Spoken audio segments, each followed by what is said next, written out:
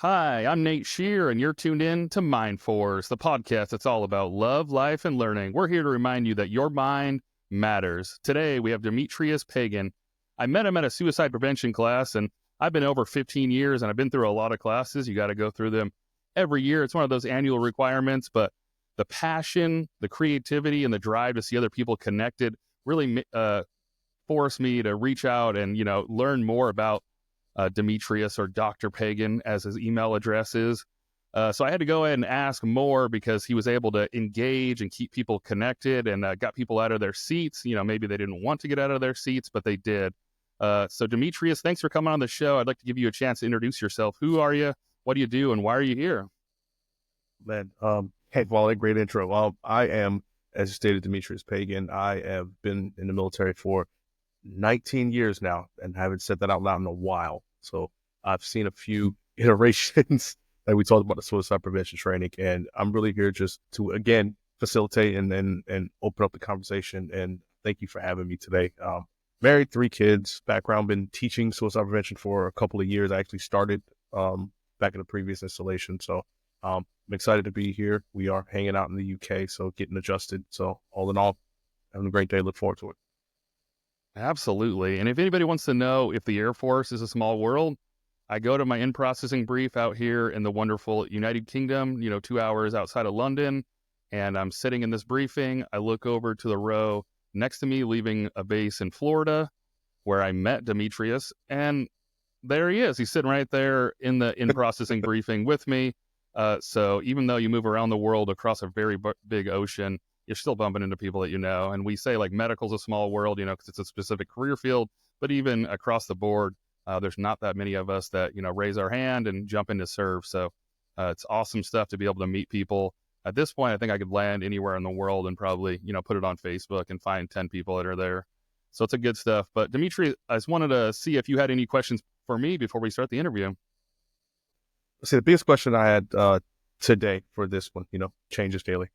One of the major questions I had today was, what have you seen as far as suicide prevention that has worked, and what have you seen that you didn't think was as impactful as it could have been? Okay, yeah.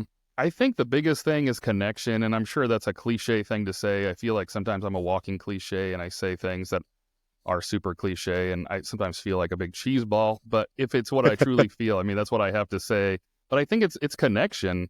And I think it's smaller things than we really think. And I don't know how exactly to tackle that. But some of the smaller things, like grabbing coffee in the afternoon with a couple people, you're just, you're tired, you're kind of over it for the day. And at 2 o'clock, you go and get something. It has nothing to do with the coffee, nothing to do with the tea, but that a connection in the car on the way over, maybe being able to vent and things like that. I know that's not training, and I don't know how you get that out, but I really think, even though it does sound cheesy, lowest level type stuff, but I think that really is what it is. It's the people that are beside you, getting through the things. We don't live normal lives at all. We go on deployments and TDYs. People have to, watch our kids or pick our dogs up. And so it's one of those things I think we have to be side by side. And the things I think don't work, is when the mindset is not there. And again, I wish I knew how to fix that because I hate bringing up problems without a solution. But I think it's just the mindset. If you're walking in the door and you're just wanting to check the box, as I know, when I've gone to different trainings and whatnot, my coworkers like, let's go get this over with. And it's like, it's unfortunate that's what it's become, where it's every year and it's just something to get over with. And that's what I really appreciate about your training. You had that intro and you got people, telling stories right off the bat and that connection. I think that's what it is. You want to hear that someone else is going through something where you can connect. I think us being in the military, we're A-type personalities. We raise our hand because we like to go get stuff done. And if you like to go get stuff done, it's difficult to ask for help and you feel like you're not supposed to, which is completely not true. You should definitely get help. But I just think that you are like, I'll fix it. I'll take care of it. I'm not going to ask for help. But if you start to identify there's other people that are, struggling with things and going through things. And that's one reason I struggle a little bit. I was thinking about this the other day and talking with somebody, forget who it was. We were talking about the DSD system and some of the opportunities that are out there, like SHIRT and recruiting and different things like that. For those positions, we've kind of come to the point where you need to be perfect for those positions. And not that you want a dirtbag in those positions, of course, but I feel like I'd rather have my shirt maybe have some trouble and, dust himself off and pick himself back up. If my shirt's firewall 5, never had any issues and whatnot, and maybe he has stuff at home. I mean, I guess, work and life are completely different. But I almost feel like we should allow people to bounce back from things. We don't do that very well. That was way longer than you probably wanted. But what do you think about, having a shirt that's had some trouble and being able to connect with that person? Not too long at all, sir. I think that's very important. I think when we talk about the shirt, being able to have that conversation with somebody that might be going through something, might have had a hiccup, might have had a rough time, and being able to say that, hey, look, we've seen this, we know this. Hey, I went through it. A lot of the leaders that I've seen, I've been to, worked undershirt duty. I've been to the symposium, and a lot of the stories you kind of hear from them is, hey, when I was an airman, wasn't always perfect. I did this. And a lot of them saw examples that weren't so good and wanted to step into that role, or they had a really positive experience with the shirt and they were like, I want to do that for somebody else. I know if you've ever, I've listened to Senior Master Sergeant Robinson speak at one point, and he talks about his first duty station. He showed up to the wrong base, totally 100% wrong base. And he said, nope, that's it. I'm done. He cut off the plate at the wrong installation and they worked something out. But the fact that he's been in for 16 years still tells that story of that first supervisor that helped him out, that first shirt that worked with him when he didn't have to because it wasn't his troop. He wasn't even assigned to the installation, but that one person went out of the way and helped him out.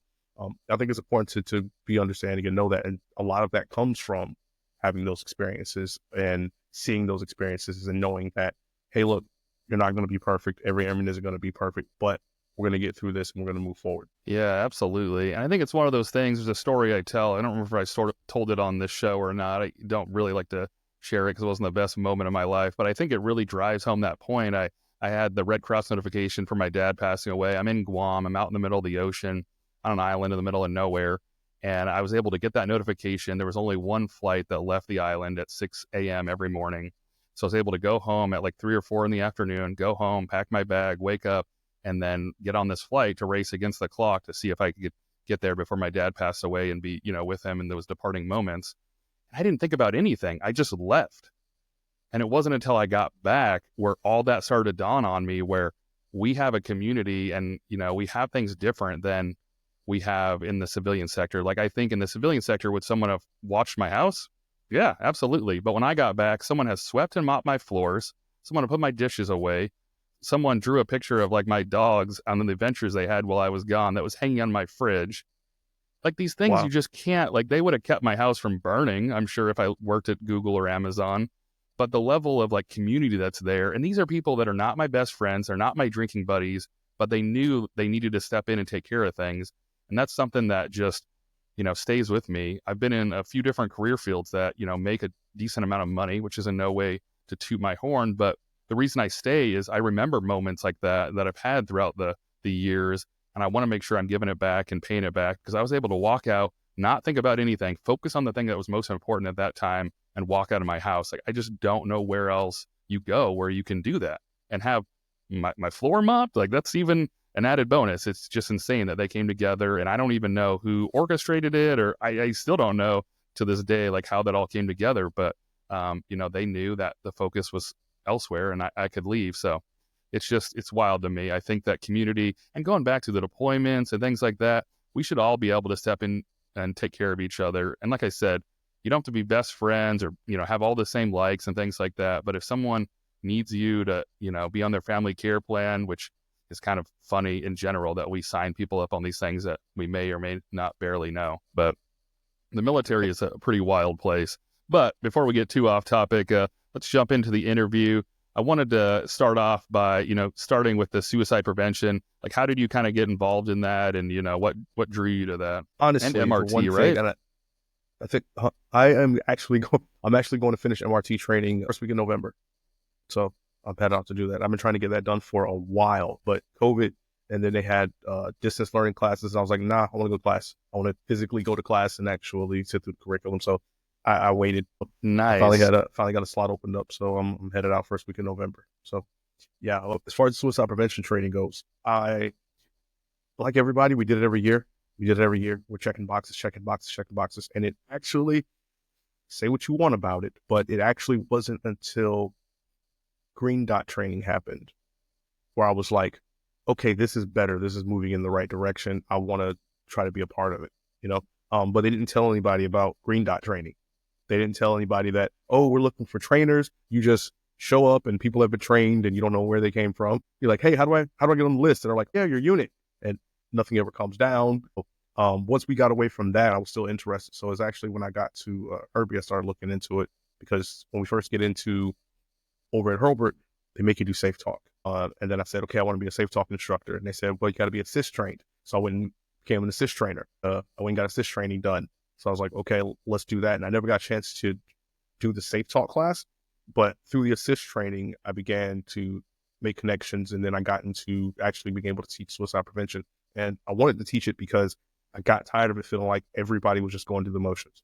When you show up at the meeting, when you show up at the briefing, and they're like, okay, this isn't going to be long. We're going to get through this. Everybody knows everything. Let's just try to get through it. Please participate. And it turns into the most mundane thing. And I'm like, as an instructor, if you want to get out of here, then you know I want to get out of here. You know, if you don't want to be here, of course I want to be here. And so I try to bring that approach that says, okay, what do we know? What don't we know? And how do we make this training not feel like it's going to continuously drag? I'm making a little bit more than a checkbox. So hopefully it sticks with somebody at the end of the year. That's kind of my goal and my perspective. And hopefully I've done okay. Classes are hit or miss, but hopefully I've done okay. And I'm trying to continue to grow that skill set to put that messaging out there. So that way we as a community can be more engaged and involved when it comes to prevention. A lot of us like to think that we know, but if you ask somebody, okay, cool, how does that conversation go? We sit down and we go through the things that we always learn, and it ends up being a checkbox. But when you actually dig into it, it's like, it's like, okay, I got to ask care escort. Cool. What does care look like? I'm going to show that I care. How? I'm going to sit there. Okay. Yay. What else? What does that look like? We can check the box, but what does that actually look like? I'm going to ask them directly. Okay. How does that conversation go? Yeah, that makes I want sense. to Can you escort. walk us through ACE and like what it would actually look like ACE? instead of a hypothetical? So yeah. I've gotten a few more trainings. I'll stick with the ACE basics for right now, or else Okay. we're going to have a 2-hour podcast. So when we get to the ask portion, the primary thing you want to look at is being direct with the question, because most of the time, I ask people all the time, I say, you good? Good? You good? You good? And if you ask somebody, are you good? Are you okay? How's everything going? Is there something you want to tell me? Everyone can look at you and go, I'm fine. It's fine. Living the dream. Living the dream. Yes. If you think about when you ask somebody, how's their day going every day, and you're walking past, a lot of people go, good. It's a quick, short answer. But if you sit down and ask somebody, have they thought about suicide? Have they thought about taking their own life? And many caveats to get to that question. Some people are scared to get there. Then that, again, involves more of the conversation. Well, hey, here's what I noticed. I noticed you're not coming to work on time like you used to. I noticed that. I know your father passed away a couple of weeks ago. How are things going with that? What have you been thinking? I ask people now, I'm like, how are you doing mentally and physically? How are you doing mentally, physically, emotionally? And they'll start talking. It's like, okay, cool. That covers the mental. How are we doing physically? How are we doing emotionally? Another way we talked about having that conversation with some other training I had was saying, hey, normally when people do this, they can potentially think about suicide. Are you thinking about suicide? So that way it's not the straight, direct, short answer. Get them to think and ask the conversation and look at them. And if you actually think that, hey, I'm not sure if the answer is truthful, stick and say. It's not just a short, are you thinking about committing suicide? No. Okay, cool. Have a good day. A little bit more involved in that. And then we get to the care piece. And the important thing about the care piece is that when you're looking at the care piece, it's not about the emphasis I'm going to take. It's not about you. It's not about you. It's not about you. It's not about you. It's about the individual. And I say that because a lot of people, they get to the point where they want to help. It's just natural. We want to help. We want to be there. But then you start being pushy. We have to take you to the chaplain. We have to take you to the church. We have to take you to mental health. We have to take you here. We have to take you there. When you have shown the care piece, it's about giving them the space and the time to work through that, to be able to help them make that decision. Does that make sense? Yeah, So absolutely. when we talk about helping them get there and actually, all right, so tell me what's actually going on. Let's have that conversation. Let's get some stuff out. Why do you feel this way? The goal is to not solve their problem. The goal is to not fix their Mm. problem. If somebody's sad because, oh, I'm having use money, because a lot of us understand money issues. Oh, I'm having financial problems. The goal is to not go, oh, well, I can cut you a check right now and solve all the problems. It's not the point of it. The point is, hey, they're at a place right now where they are thinking about taking their own life. They're looking for an exit, right? So being able to talk them through that and listen to what they're actually saying, not judge them because they had a rough patch, not judge them because they got a divorce last week and then they went and gambled away 10 grand and now they can't pay their bills. This is not the part of the conversation where when you know somebody or you feel that somebody is going to potentially harm themselves or take their own life, that's not the point of the conversation where we want to begin to start going back through and judging them for all of the everywhere you made a mistake. So the care piece is about actually listening, not judging, and also allowing them the time to work through the conversation so we can get to the escort piece, which is, hey, there are facilities that can help. Hey, there's places we can go to be able to assist. And like I stated before, if anybody's sending my trainings, like sometimes the care piece and the escort piece looks like this. Hey, do you want to go to the hospital right now? And they go, no. It's like, okay, well, we just sit here. We wait it out. I'm going to listen. I'm going to give you the time and the space you need to try to work through this, but you're not going to do it alone. And I think So that's care all the really way to it. looks But more like receive mode, right? I think one thing going back to us being A-type personalities, I think we want to fix it. So I think that's mhm. a really good thing that you brought up, like cutting the check and whatnot. We want to jump in there.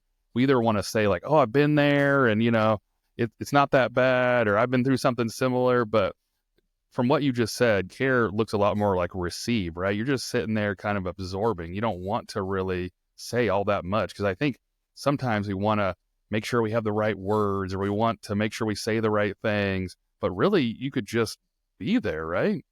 Yeah, you could just be there. And it's going to depend on the individual. That's another thing too. And being able to listen and kind of understand what the individual needs. Because if we think that everyone just needs me to sit there and nod, and you sit there and nod, and now they think you're not engaging or you don't care, you're zoning out. If you're always trying to interject some sort of point, now they don't think you're listening. It all depends on the person, and to take that opportunity to be able to listen to what that person needs. Sometimes you can ask them, okay, what do you need? Where can we help? You know what I mean? How can we, Yeah, that makes what do you sense. need? What do you need to get through this particular moment you're in right now? Because that's what it is. It's a moment. It's usually a moment in time. How long that time lasts may vary, but it's for a lot of people, it is a moment in time where they're looking for an exit and they don't see another one. So give them the time and Yeah, that makes help them sense. to be able to get the assistance that they need. Um, and I think that being in receive mode is a very good way to put it. I like that. I like that. Being in reception mode. We're going to take stuff in. We're going to evaluate, and we're going to help this person get what we need. I've done suicide first aid is the one I'm working on now, and one of the big things that they talked about in that is that a lot of people that have repeats when it comes to going back through the cycle of suicidal behaviors, there's like a lot of them. The issue is they don't get the help that they need when they needed it. Mm. And everybody is not on the same pillar. Some people just need to talk to the champion. Some people need to go talk to a medical professional because they might need medication for depression or other mental health disorders. And we can't assume that everyone just needs to take a moment, take a breather, and tell me about their problems. Everybody's on different apps. Some people just need somebody to talk to and to actually feel like somebody cares, somebody's listening.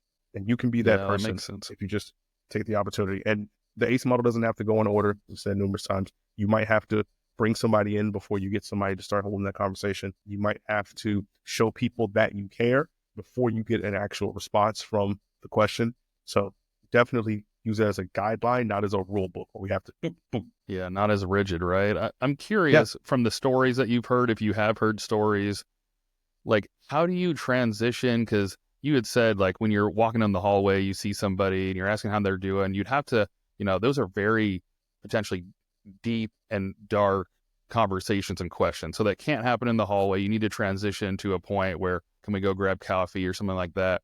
But I feel like back to like we were talking about earlier, being A types and wanting to, not get help. How do you transition when you're asking the person, they're like, no, I'm good. No, I'm good. And you're like, hey, let's go grab something. No, I'm good. And you can't really, I guess like you kind of touched on that just now with it's different for every person, but what are some general ways where you get them from the office, the hallway to a place where that conversation can be had? Because they're not going to have it in the hallway. How do you break through that? Where like, no, I'm good. Well, here's a big one too. It doesn't always have to be you. Uh, you might Mm, notice it. And we talked about the escort piece. The escort piece, there's other avenues to get there. It might not have to be you. If you know, hey, I know this individual hangs out with these 5 other people over here. I might go talk to them and says, hey, what's going on this weekend? What's going on this afternoon? When you guys go to lunch, just have a conversation with him because I'm concerned about X, Y, and Z. The goal is to actually get them to a place where they can have that conversation. Unless you built up that rapport, that might not be with you, and being aware of that on what that relationship is. If it is somebody with you, then you really just have to, from what I've seen, is be patient with it, but also don't drop it, if that makes sense. mm, If somebody's like, hey, I don't want to go anywhere. I'm good. I'm fine. Cool. Where are you going? Oh, I'm going to take care of this. Okay, cool. Let's go. Like I said, everybody's different. Seriously, if somebody's like, I'm gonna go do this, I'm gonna go do this job on the flight line. Okay, we're going to do this job on the flight line. Sounds good. And because it opens up an opportunity to be able to start that conversation, because they might have other things on their mind, they might be busy. It's the same method we're trying to use with getting them out to the coffee and things of that nature. They don't want to go out to coffee if they keep saying they're fine, and really follow up with that. Doesn't have to be invasive. Doesn't have to be, are you good? Are you fine? You fine? Are you okay? Are you okay? Are you fine? Sometimes it's just a conversation. Well, tell me what's going on. How was your day going? How's your day yesterday? How's your girlfriend doing? How's your dog? How's your cat? How's your family? Just actually taking time to have a conversation. And from there, you can kind of glean, all right, here's might be what's going on.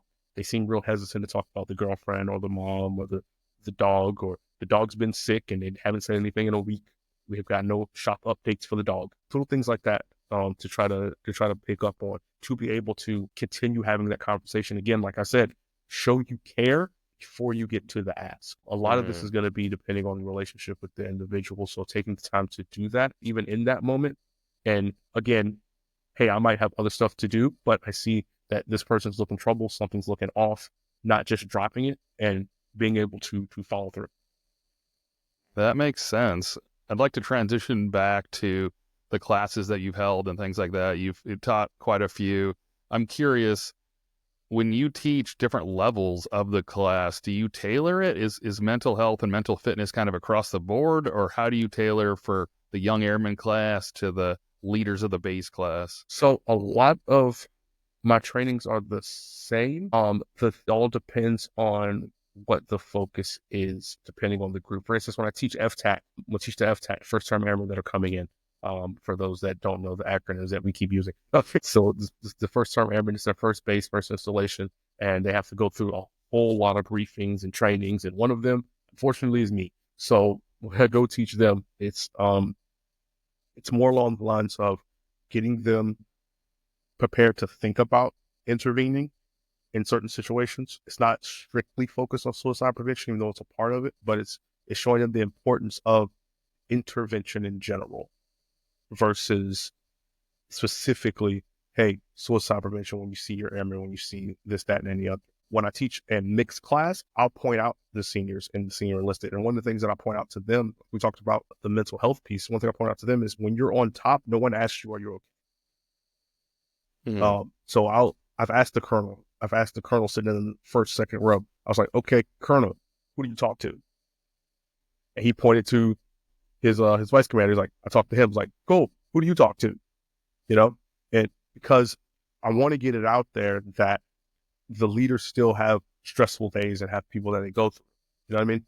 It's like if the Yeah. colonel has somebody that he goes to, it's like, and you're in the shop with 10 different people, 15 different people. There are many different places for you to be able to try to make connections and try to hold those conversations when you're going through something. You don't have to hold it all in. You don't have to be by yourself. You don't have to be on the island.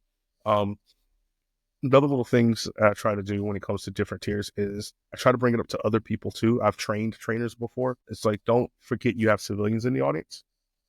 So Hmm. when you're looking at talking and focusing strictly on military and what military has to go through, I was like, you're alienating part of your audience that still needs to train, because they're still, even though there's civilians working on base, there's still people working on this installation, going through things. You know, they're still part of our extended family, if you will. Um, so definitely don't alienate the audience that you're speaking to. So other than that, I actually try to get the lowest tier airmen and the highest tier, just try to get them involved. You know, even the colonels have sat through this, they've gotten briefings. Try to get them involved in the training, because again, they're bored, they're engaged, and they can be able to comment and share stories in the communication and the training. It opens it up for other people to feel comfortable doing so. Yeah, that Hopefully that makes answers your sense. question. Yeah, yeah, absolutely. I'm curious, over the years, we're both, been in over 10 or 15. You're closer to retirement than I am, but right behind Uh, you. What do you think about the trend and the trajectory from, I mean, you touched on it briefly where you saw Green Dot come in, and how are things changed over the years in this mental health realm? I think they are slowly but surely, we're turning a corner with the training to where it's becoming less of a checkbox. I think as far as the military, we are trying to set it up to be, and I don't know all the studies and stuff that go into preparing to do another training, but I think we are trying to get it past the point of doing the checkbox. I don't think we're there yet. I'd have, I've said it before, I've have certain issues with how we're supposed to do the training, because I think they kind of, in some ways, there's, hey, look, we need to make sure that we cover these particular topics and we're sensitive to all these issues, and I get it. But sometimes that takes away from us being able to connect with the various audiences that we have. And I think that's important for us as facilitators. And I think that we're getting to a point to where they're seeing that and they're allowing us as leaders or as people or as airmen or as NCOs or as officers to be able to look at our formations and the people that we have and be able to address the issue and adjust it to the groups that we have. I think that's kind of the important thing, because a lot of people will sit through the class and go, this doesn't apply to me. I don't understand this. So how do we make it relate to individuals right now in the UK, where our training is totally different? They're doing a totally different thing. That I think the planning, I think on paper it works. I think on paper it looks good. Execution is a different story. And so again, just getting here, shaking the tree a little bit. But I think that on paper it sounds like a good idea, but the expectation on execution is a lot different. And I've had conversations with the leader back in the other installation too. But I think we're moving in a positive direction. I just think they really need to hone in and stop trying to check boxes with training. We need to make sure we talk about this. We need to make sure we talk about this and actually get into what are people going through? What are the problems that are arising that we can try to address, and how can we better prepare leaders and the people that are around them? And I'm not saying that it just has to be NCOs, but us as leaders and lowest class E1, you're around a bunch of people in lots of aspects. You're a leader at that point. How can we better equip the masses, the airmen and big A airmen and little A airmen? How can we equip them to be able to identify and be able to hold those conversations to help people to be able to get them to resources that we need, and then on top of that, we have to have resource availability. That's a big thing. It's like, hey, I want to take them to mental health. Cool. Mental health has an appointment in 2 weeks. That does not help me, brother. So, being able to have those resources available, because that sends the message that you have help. I can tell you this right now from experience. When you tell somebody to go to mental health or go talk to the EBFLAC or go talk to somebody and nobody's available, it seems like nobody has time for them, and it does not help what we're trying to push, what we're trying to. Yeah, that makes sense. I got a loaded question for you. Maybe it's unfair, but if, you had all the money and all the power, how would you change the training? Would it be more often, or what, how would you attack There's probably no perfect solution. We're all a little bit different, but what's one thing you'd love to change in the training? I would honestly like to, one, have trained trainers. I would like to be able to equip trainers with the knowledge and the resources to be able to um, bring their varying experiences to the training. What I mean by that is one thing that we don't get, I'll tell you this right now, we don't get the data. We don't get the data. I've had people ask me, it's like, hey, how are we trending? People want to know, does the training in its current iteration work? We don't know because we don't have the data. Somebody has it, but they're not giving it to us. So I think being able to have certain data points to be able to make the adjustments, like for instance, I hate breaking up COVID. COVID was a big deal, right? So if things are happening during COVID, what are they seeing? Hey, we're seeing that people are having financial issues. We're seeing that people are feeling isolated. So now we know how to better address those conversations in our training in real time versus focusing on 2 to 3 year old statistics with how do we get after it. We know the root thing is connection, right? We know the root foundation of it is going to be connection. That's been through every training I've been to, that's been the core, whether it be working to better build the connection or building off the connection that's already there. The root has been having connection with people. But now how do we take that and be able to equip the people that are doing the training, that actually care about doing the training, and be able to equip them to go out there and hold those conversations, answer questions as necessary. I don't think everybody has to be quote unquote formally trained. I think it works out better, like we talked about previously, if we have people that have struggled a little bit, have had problems, have seen some things, if you will. Not somebody that's coming off a doctorate program that I know all of the scientifically, that's I need somebody who can connect with me on, like I said, base level.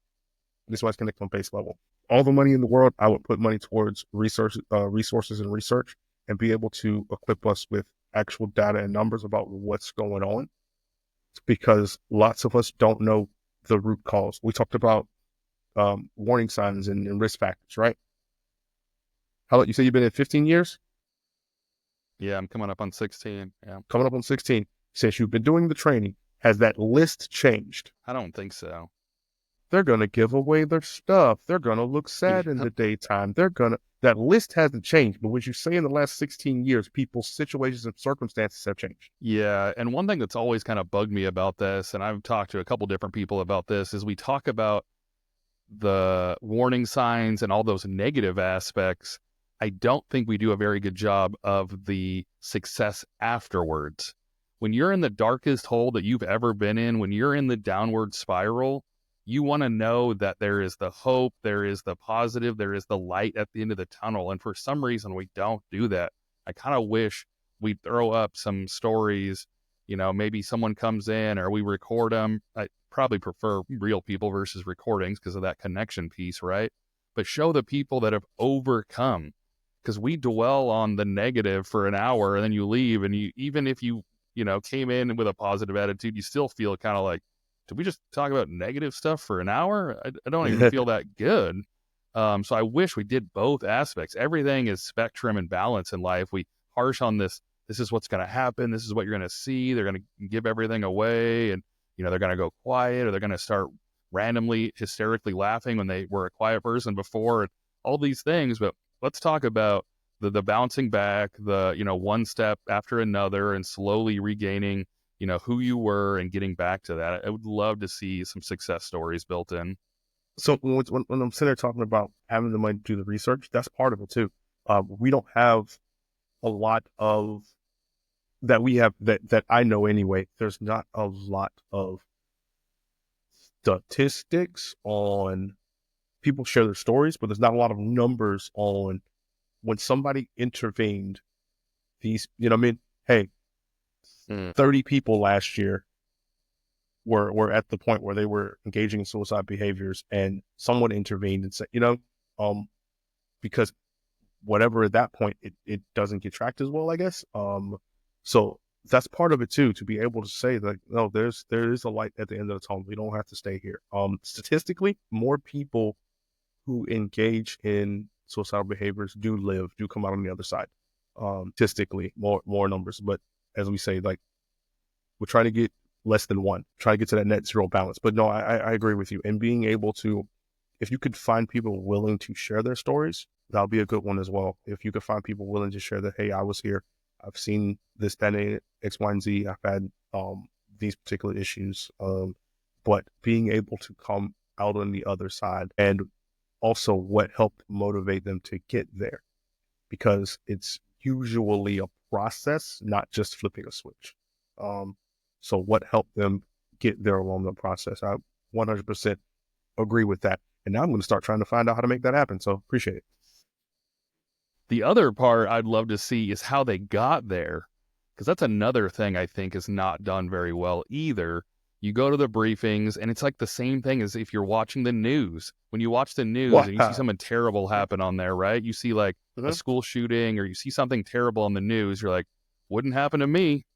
Like, not at my school, not in my, city, not in my state, fill in the blank, or natural disaster, hits Florida and you live in Oregon. You're like, well, not me. And so I wonder, like, when you sit in those things, you didn't see how the person got there. You always assume, like, they, were weak, or, these negative connotations we have with they got there, but it was probably a process to get there, right? And I think we've started to touch on that. I think even in your class, we touched on those risk factors and how they can compile, but having someone come up there and tell that story, I think would really help, because it's, the work is stressful, then it's the long hours, then it's someone passes away, and then they run out of money. And that, that's how people get there. They don't just randomly wake up one day and feel like the worst day of their life. And so having, that connection to other people, again, back to connection, I think that would help a lot, seeing, okay, it was a steps, down this path to get me there, and so I think that would help starting to connect people, because they're like, I think you sit through, it won't get me, I'm okay, I got some stuff, but it's not too bad, I'll just keep going. But I wonder if you saw someone that looks just like you and just had a couple things, and then a couple things turned into, 5 or 10 things, and then that's how they got there. So I think So opening and closing would be great. if so now I get to talk about the new training.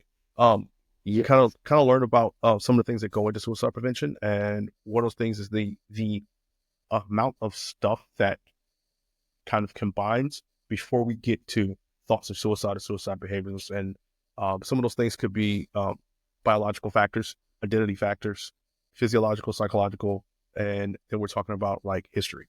So, for instance, someone who was adopted or didn't have a close-knit family might react to things differently down the line that might not affect somebody else who had a strong background, who has a strong family system, things of that nature. Psychological factors. Some of us have mental disorders, mental issues. Some of us are functioning, and some of us have things that we need assistance for. We need therapy and things of that nature. So there's a lot that goes into that before we even get to the life circumstance or life issue that occurs. So everything's all good until X happened, or like you talked about, a series of things that happened. So I think part of that too, again, talk about building connection and having those connections with people, and understanding not just, hey, I had a money problem, but no, hey, look, I grew up in this type of family. I grew up in this type of family. We didn't talk about money. We didn't talk about that being a thing. And so I came in right out of the high school. I've always had a paycheck. A paycheck comes on the 1st and 15th. I'm used to doing X, Y, and Z. I've never had an issue until something happened. So now we have a whole background on the individual, and a whole background on not just the situation that led there, but on their situation that brought them to that point. And so I think being able to have that confidence and having those examples to not only just say what that risk factor was or what those warning signs were, but here is the individual that got there. So definitely agree. Yeah, another thing that is one of my bigger pet peeves. I don't think I have very many, but one thing I'll remember probably for the rest of my life. And it's odd that you remember certain things that are just random. So in OTS, we had a briefer get up there and said, you'll have no bad days. You're going to poison the well, you're going to bring down the unit and things like that. And that's just always drove me completely nuts. Because what I've done now is when I first take over a flight or things like that, I do an initial briefing. It's like the, 3 slides or your, core values or things like that. It's a brief overview of you because I don't want to get too deep right off the bat. But after 3 or 4 months, I try to go, back in and, have a little more in depth and build that vulnerability and kind of talk through some stuff where I was raised in Section 8. It was me and my mom against the world. And, I have the death of a parent, most of my grandparents, a divorce, I co-parent. And, I go through all these things, and it's in no way to be a negative Nancy, but I want there to be less of a divide. And kind of like you had touched about earlier, we got contractors, civilians, E and O, and maybe it's because I'm prior E, but sometimes I feel like the gap and divide between E and O is bigger than it should be. There has to be structure. There's chain of command. There's respect. Absolutely. But it doesn't have to be as big. I mean, most enlisted at this point have degrees. So the thing that used to separate us was this level of school. I'm like, we all have pretty much the same degree at this point. And so I go back in and try and open that up because I've heard so many times the open door policy. The physical door is open. The physical door is open, but I have been with multiple commanders where I am not stepping in to have that conversation. Or sure, sometimes I'm a little frustrated because I feel like the shirt is more there for people that are in trouble, but I guess that's a side note I won't go down.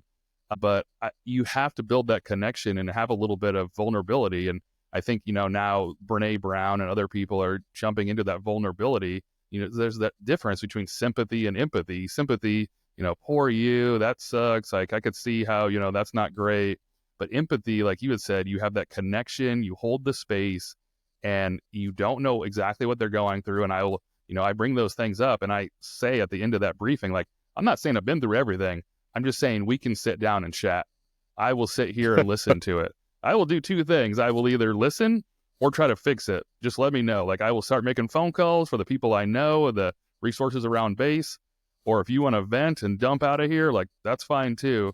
But there has to be a little bit of a, bridging of that gap. The E and O divide does not need to be that big. We're all people, civilian contractors across the board, all going through some stuff. So open up a little bit. I think, that teaching at OTS is just insane to me. Like, oh, you'll be strong every day. No, we're all people. 100%. We are all people. I laugh when we hear little stuff that they teach the officers. Like there was this old, it's old, but there was this old officer book that had gotten pushed online like last year, a couple years ago, and it basically said that you're the officer and the enlisted don't know any better. They're Neanderthals and they need your leadership to be able to guide them. Without you, they are lost. And I just look at little stuff like that. Now it's like, is there really that big of a difference in how we're being taught versus how you guys are being taught? But no, definitely. And I think it's important to break down that barrier because, as you said, if they're teaching you guys that there are no bad days, you'll be the rock, you'll be strong. Imagine that airman coming in that doesn't have interactions with officers or even higher ranking individuals. They don't know how to engage and break down that divide. So if you want that wall to come down, you have to be the one to start pulling that wall down because they don't know how to engage that. And if they do try to engage it, they're going to come in drop kicking the wall and you're like, whoa, wait, time out. Wait a minute. Slow down a second, But so I think it's definitely a very good job that you actually get out there and do that. And not everybody gets out there and does it. I brought this up in one of the trainings before. Similar like you said, it's like the door is open. And I asked the question, it's like, how many of you have an open door policy? And they're like, I was like, cool. How many people come through the door? Why don't they come through the door? And some of that has to get looked at as not necessarily what you're doing, but what environment are you setting up for these individuals? For some, they don't come through the door because you got a bunch of NCOs and lower level officers underneath you that are handling that at that level. Oh, that's not what the DOC said. The DOC says that there's a problem and you need to look at it. I bring up the DOCs for those who may not have it. It's basically an annual survey on the climate and things that are going on in the unit, or the situation, or the organization, so that we have to do every year that comes up. So it's one of those other things that we do to try to get a feel for what are some things that we might not be identifying that we can work on. So I bring that up to say that it's important to get out there. We had at Herbie, we had a lot of issues going on, and our squadron came in and basically did sensing sessions across the board, lower tier, middle tier, and leadership. So working in the section and in flight, I got to get the last briefing, which is where they basically, they said, hey, we're going to take whatever issues in place you guys have, but we just want to show you what have the airmen been saying? What have the NCOs been saying? And so we had that situation. And I like the fact where I was looking at it and I said, I'm not surprised. None of this, all of this that I'm looking at, nothing's like, oh, how dare they? No, it's like a lot of this are issues that we've either been working on or that have already been addressed, you know? And I was telling my counterpart, I was like, I feel good at the fact of nothing was a surprise to us. That means we are at least listening and paying attention and aware of kind of what the climate is in the section. And can we fix it?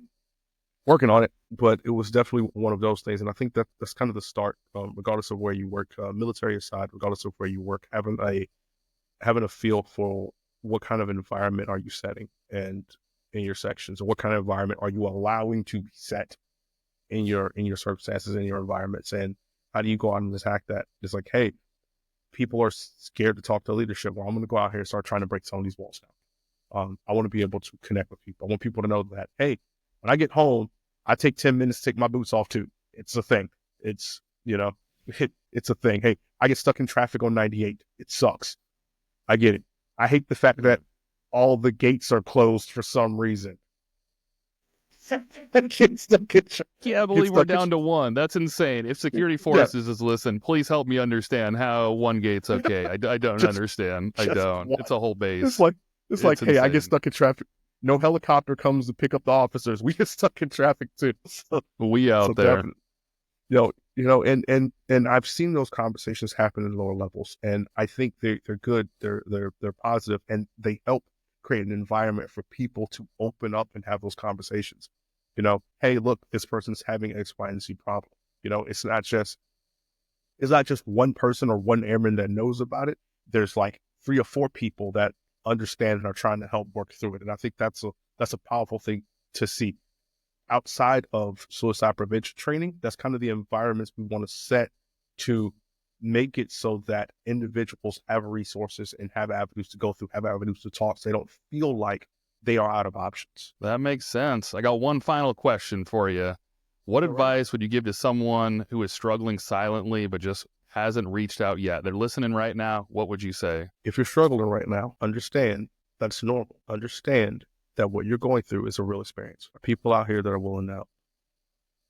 I don't know where your location is. I don't know where you are, but there are people out here that want to help and assist and help you get through it. Right now, you might feel like there's no other options, no other ways out. You don't see any of the exits. You're driving down the freeway, you're barreling 100 miles per hour, you're low on gas, you're running on E, and you don't know where to understand that there are people and resources available to help you find a safe exit, refill your tank. Understand that there are people that care. You are a human being going through a human experience, and it's okay. You're not a bad person. You're not a failure. You're a human being. And when you get up tomorrow, you will have an opportunity to continue to move forward. So I implore anybody that's out there that may feel like they are at that point, they may feel like they don't know which way to turn, to reach out. The exits are there. Just because you cannot see them does not mean they do not exist. And all it takes is for you to keep moving forward. Reach out, phone a friend, call a family member, get online, find resources, connect. If you're in the States, 988 is a good resource. If you happen to be in the UK, there's a phone number for the Samaritans. Give them a call, hold a conversation, talk about options, because we're all here and we all just want to do the best job we can possibly do. All right? So absolutely. And if you want to call Dr. Pagan or me, we'll be around. I remember there was a time when my dad passed away and I was scrolling through my phone and I could not find somebody to call. I felt like I was going to be bugging someone, that I was going to be bothering someone. I scrolled through. I have, I don't know, 200 or 300 people in my phone. I didn't want to bother anybody. I didn't want to be a burden. And I remember that feeling, and it was the worst feeling I think I've ever had in my entire life. I can't think of anything that was as bad as that. And so if there's ever a time someone wants to chat, it's the middle of the night or whatever it is, I will take that call. I might be do not disturb, so just hit it like 3 times and I'll pick up. But I would never want somebody to have that feeling again. It's the absolute worst. So call somebody. We're here, but it's the worst. Definitely shoot a message. I don't want to downplay internet or social media or text messages because I know that's how a lot of people communicate right now. Reach out, man. Just reach out. There are people willing to help walk with you until you can find a safe exit. There are people willing to walk with you so that you are not by yourself while you're going through the experience that you're having. Okay? So that's absolutely major. Well, thanks for coming out. I hope you had a good time, Demetrius. Man, I love this stuff. I know we could chat for hours, right? We're talking about suicide prevention. I love this stuff. Yeah, no, but I like being able to have the conversation. Love the people. Yeah, definitely. I'm a people person. It's to my detriment. But definitely being able to have the conversation I think is important. And this is a fantastic platform that you have to be able to have the conversation. So I'm going to say something real quick and you can cut it later if you want. Have you seen the new Transformers movie? No. There's a new one, Bumblebee? No, there's the animated one. No, I want to. So I bring this up. Key and Peele guy? Yeah, he's actually, I think he's in it. I think he's Bumblebee. Right, I think he is. That's awesome. But so I listened to one of your previous podcasts, and I believe it was the chaplain. He was talking about moral injury. So when you get an opportunity to watch the movie, something happens to Megatron, and when I saw it, I was like, ooh, moral injury. Just whenever you see it, shoot it out. Tell me if you feel the same way. It's definitely one of those things. And I bring that up simply to not only build connection, but simply to say that what you're doing is being able to open up these conversations and getting people to think about these concepts and things like that. So keep doing it. It's an awesome job. And if anybody wants to reach out to me, send an email, I guess. Yeah, I can post the email. Why not? I'm going to get a lot of random emails. That'll be fun. Hopefully. So, yeah. Other than that, just keep pressing what you're doing, making the Air Force better. Absolutely. Thank you for the kind words. Yeah, I'm here just to try to blow this stigma up. I lost my grandma as a kid, and I think it was just being able to not be able to chat through it. We're going to keep having these serious conversations.